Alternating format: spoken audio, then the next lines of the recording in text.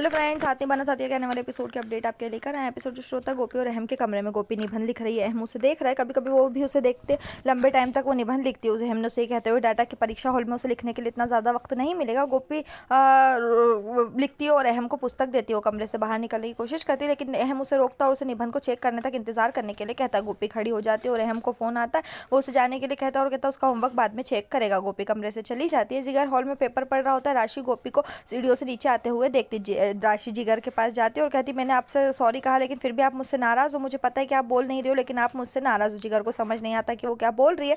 जिगर बोलता है वो क्या बोल रही है। अचानक जिगर को अपने गले में कुछ फंसा हुआ महसूस होता है। वो ठंडा पानी मांगता है। राशि रसोई में जाती है और बर्फ निकाल कर फेंक देती है और नॉर्मल पानी लाती है। जिगर कुछ पीता और कहता है, मैंने तुमसे ठंडा पानी मांगा था, तुम नॉर्मल पानी लाए हो। राशि गुस्से में काम करती हो। जिगर पर चिल्लाते हुए कहती है, ये भी मेरी गलती है, घर में बर्फ नहीं है इसलिए मैं सामान्य पानी ले आई। वो रोने का नाटक करती है। रसोई में जाती है। गोपी उसके पीछे जाती है।